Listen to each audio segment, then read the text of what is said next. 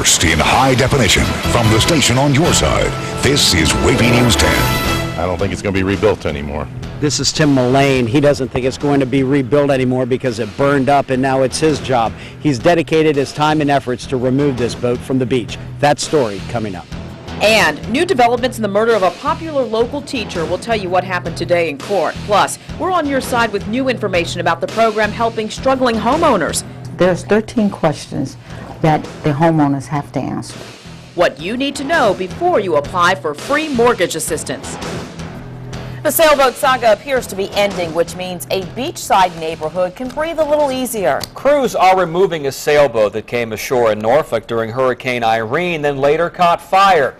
Only 10 on your side's Andy Fox was in Ocean View midday when they started removing that boat. You saw it here, and today he talked exclusively with one of the owners. Andy. Yeah, Tom, this is it. I mean, 18 full days later, look at that. The boat's gone, the crew's out here. The only thing remaining right there is the huge mast. I mean, just look at what was here. Remember that big old boat that was here? Well, now it's all, they're just picking through the sand right now, trying to get charred remains. The man right over here is Tim Mullane. That's kind of been the man who's gotten everything done out here. He's now measuring exactly how long the mast is because he's planning on keeping that. And he has done a magnificent job in coming in here and getting this done in about 2 hours. The boat that has been here for 18 full days, now gone. The day began early. An excavator operated by American Marine Group chugging down Ocean View Beach. Behind the controls, Tim Mullane contributing his efforts at no cost to the city to remove the burned out boat. Somebody burned up the poor man's home. It's a shame. For 18 days, the beached boat has been the talk of the town. Last Friday, a likely arson burned the boat. Today, the iron keel weighing tons is cut off. Later in the day, standing far away, co-owner Gina Sullivan, all she had, now gone. I'm devastated because, again, like I said, we've been telling everybody all along it was our home. We had hopes. Then Tim Mullane does what Tim Mullane does. He demolishes and removes the boat piece by piece. Gina Sullivan, only on 10, brokenhearted. Instead of a home, it's now a really charred mess. There's valuable equipment on the boat. The generator, the diesel engine can be sold for a price, and someone is willing to buy it right now.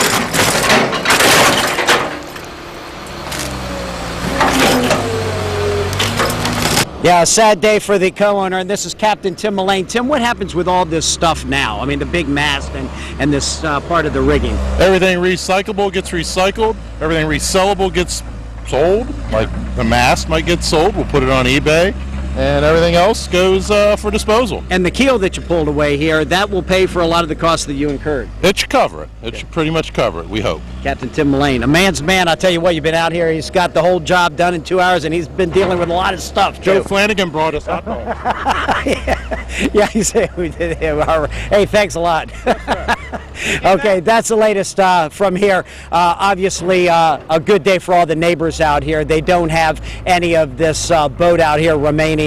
And right now, coming up on WAVY News 10 at 6, we'll have neighbor reaction that this monstrosity is finally gone. I'm Andy Fox, 10 on your side. Certainly always drew a crowd there. Norfolk police made 2 arrests in a bank robbery and are still looking for a 3rd suspect. Russell Flowers and Taneo Boyd are accused in the holdup at the Heritage Bank on North Military Highway Tuesday afternoon. Detectives are still looking for this man, Kirk Chambers. If you've seen him, call the crime line. Franklin police arrested a Portsmouth man in connection with an unrelated robbery from March. Carlton Falconen is in the Western Tidewater Regional Jail without bond. Investigators say he knocked on the victim's door, then forced his way inside with a gun and took money. A man admitted he killed his girlfriend, who was also a popular teacher in Norfolk. Frederick Hoskins pleaded guilty to second-degree murder and grand larceny. 41-year-old Karen Hoffman taught English at Booker T. Washington High School. Police found her dead inside her home on Chesapeake Boulevard back in March. Happening now, hazmat crews are on the scene of an accident at a Hampton marina. Fire and Rescue says a boat and truck went into the water at Sunset Marine Cove off Kickitan Road at around 3 this afternoon. Only Chopper 10 can give you this view of the scene. We're told the truck was putting a boat in the water and lost power. The driver of the truck received minor injuries. A crane will have to lift that boat and the truck out of the water. Hazmat was called because of the oil in the water there.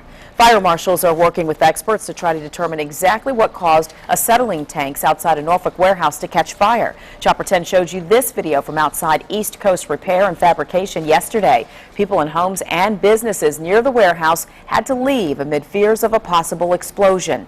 Firefighters hauled out heavy equipment to get the smoke and flames under control there. They capped off the gas line before putting the fire out. No one was hurt. Norfolk's no-show worker was back in court today, but it's going to take more time to figure out whether or not she and other CSB employees need to pay the city back. A judge sent City Attorney Bernard Pishko back to the drawing board today to more specifically refile the city's lawsuit. It gets complicated here, but the city is trying to get back more than $300,000 mistakenly paid to Jill McGlone over a 12-year period. Now, 10 on your side's Melanie Woodrow spoke exclusively with attorneys on both sides of this. You're going to hear what they had to say tonight on WAVY News 10 at 6.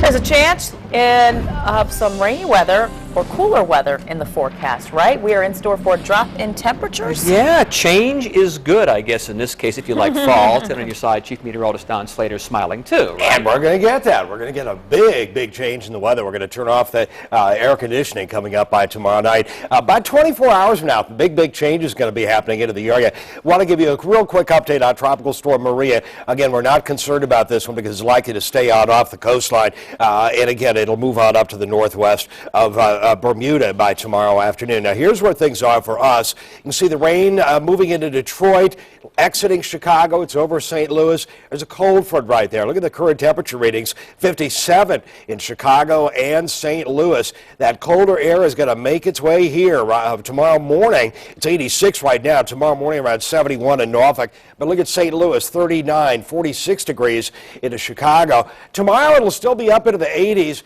But look at Friday. As we move through time, it'll be around 68 degrees into the middle of the afternoon. So about 20 degrees cooler than it is right now coming up by Friday afternoon. And that's likely to continue into the weekend, too. We'll tell you more about that with our forecast in a few minutes. Mosquitoes continue to cause problems after the hurricane. Later this week, the city of Chesapeake will battle them. Mosquito Control will conduct emergency aerial spraying operations starting Friday night at 8 p.m. till 2 a.m. Planes will spray a chemical over the entire city. The process could take several nights. The EPA and CDC say the chemical is not harmful to people or pets. 10 time-saver traffic alert tonight. We're going to go to Chesapeake, where the Gilmerton Bridge on Military Highway will close overnight. Crews are shutting down that span at 8 p.m. for a construction phase that should last into 2012, but that bridge will reopen at 5 tomorrow morning. The Gilmerton will also close 8 p.m. Thursday and reopen 5 a.m. Friday, so drivers should use I-64 high-rise or the 264 downtown tunnel as alternate routes. Cleanup continues after the storm. I'm probably a little impatiently now that I had to call 10 on your side. Nearly 3 weeks after Hurricane Irene, debris still litters Virginia Beach streets. So what's the holdup? 10 on your side got some answers new at 5:30. And trouble on the tarmac. Why passengers, including a Supreme Court justice, were forced to leave this plane on emergency slides. And we're on your side with an important product recall. Find out what's blamed in several house fires like this one. You're watching WAVY News 10 at 5 with Tom Shad, Nicole Libus, and Super Doppler 10 Chief Meteorologist Don Slater.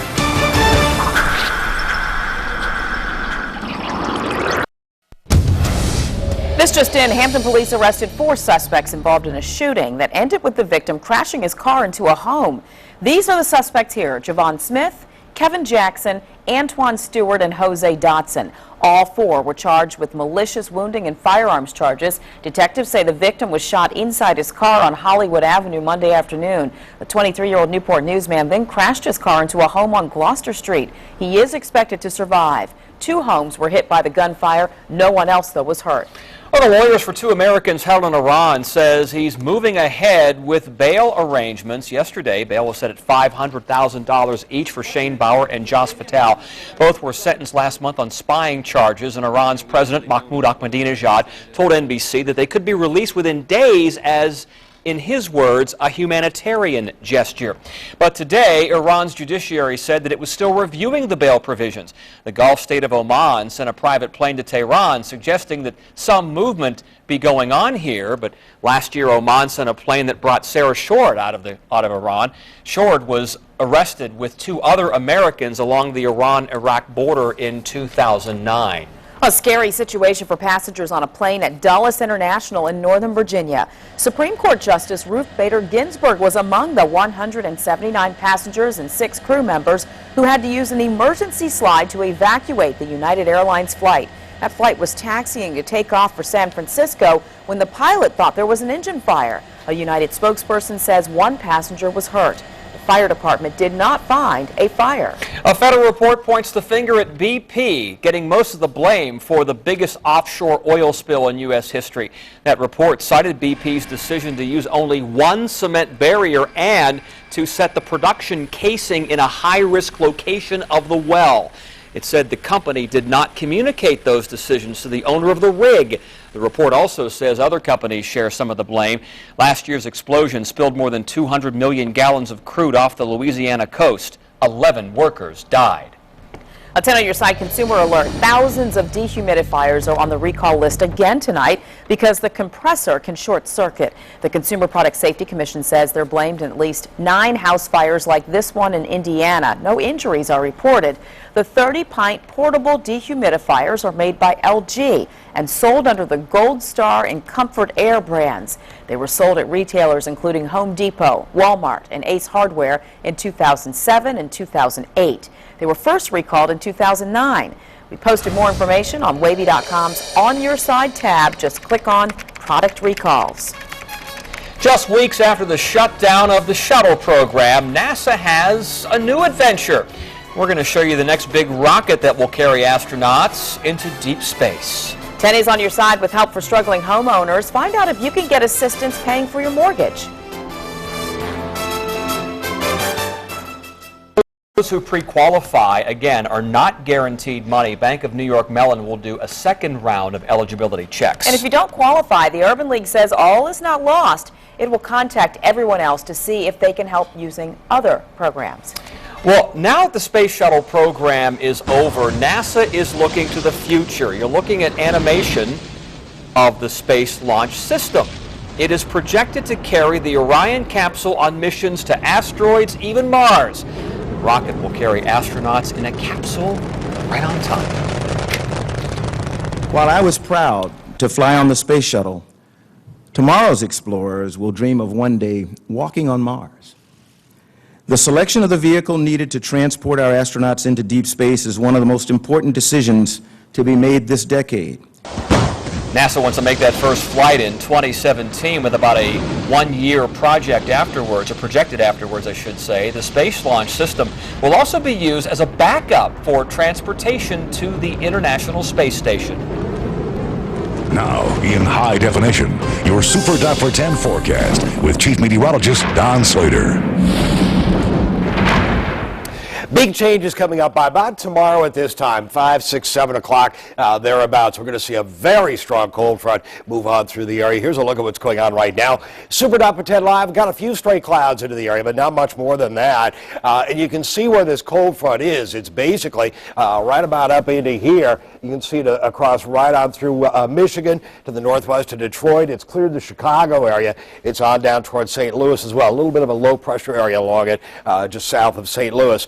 Now, what's going on with this? Well, here's where things are about 7 hours from now, midnight tonight. You can see all the rain behind it for the most part, and that low right about into here. We're going to set things into motion, show you how things will be moving along. By tomorrow evening, early evening, that cool front pops on through, and it will cool things down, and wind will pick up. You'll really know it as that front moves on through the area. So 24 hours from now, pardon me again, this situation is going to move on through. And again, Maria onto the bottom of the picture. It's going to pass on well on out to sea, so we're not going to be bothered with that one whatsoever. So again, we got lots of stuff happening in our forecast for tomorrow evening especially. Here's what's going on overnight. Light southerly wind for the most part. 7 o'clock tomorrow morning. Nice day, warm day, and really the day tomorrow will be great. Wind's kind of light and variable, a northerly wind of 5 to 10 in the middle of the afternoon. Then by the 6 o'clock in the evening, a southeasterly wind at about 10 miles an hour. Now, obviously, there's something going on with this. There's a chance of rain. I just want to show you, just step ahead 1 hour behind the cold front, 15 to 25 mile an hour winds, 7 o'clock in the evening. Obviously, still ahead of it, more of a southerly wind across North Carolina, but everybody gets it coming up by midnight. By midnight, 20, 30 mile an hour winds. And temperatures are going to be dropping like a rock through the overnight hours. Still a little breezy for the first part of the day coming up on Friday. Still lots of cloud cover, but I don't think we're going to see some rain on Friday. I think we can see some rain move back on in for Saturday. 10 to 15 mile an hour winds at noon, still cloudy, and an easterly breeze at about 5 to 10 by the end of the day. So again, we are looking at very big changes coming up 24 hours from now. Now mostly clear right now. 87, 86, 83 in Virginia Beach. High today, 91 degrees. Last night's low 69. It's still 90 in Suffolk, 84 and 85 Chesapeake and Hampton. So again, mid-80s to around the 90-degree mark right now into the area. Overnight, we drop on down into the upper 60s. But look at the day tomorrow. Still very, very warm, 87. Temperatures starting to drop again by 6 o'clock in the evening, but they'll really plummet into Friday morning. 59 for a low and 68 for a high. Scattered showers coming up on Saturday. May see a stray shower or two coming up on Sunday, 71. And then a nice recovery into the middle of next week. Again, 24 hours from now, temperature drops like a rock. Pollen problems, how the weather created the perfect storm for allergy sufferers, and when we can expect some relief. Then. The law in North Carolina teamed up to fine registered sex offenders. We'll tell you what they want from those criminals. All new at 5:30.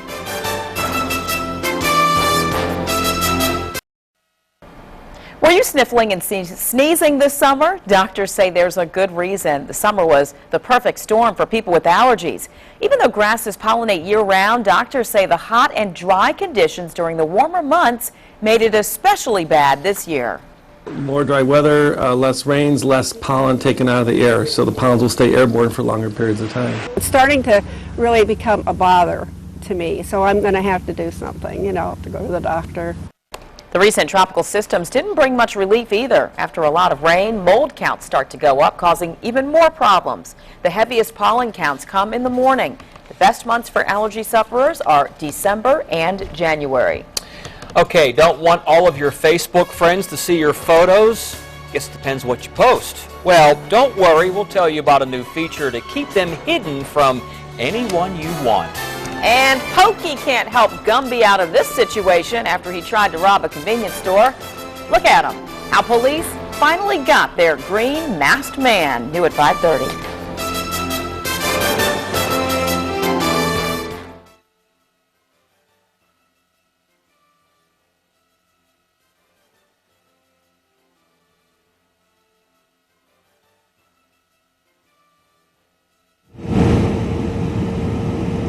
Test check 1 2 3 4.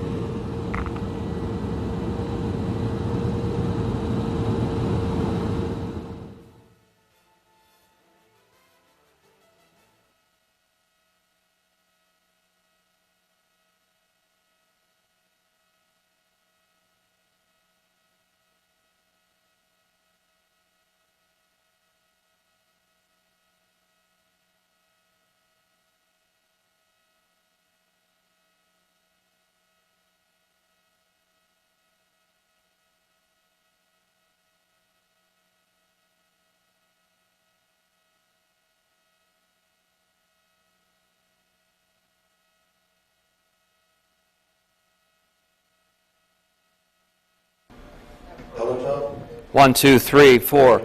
Although I don't really put much stock in what people on Facebook say, I agree with that person. They're right. I mean, it's like every Hi. Check, check, check.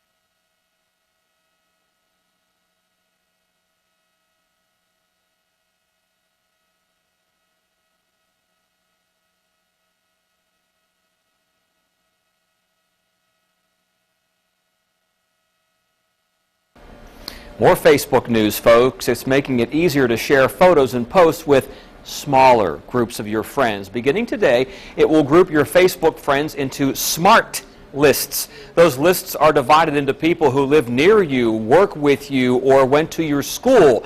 A lot of information there, and you can share your updates with individual groups instead of your entire list of friends. For Nicole, that's a big list.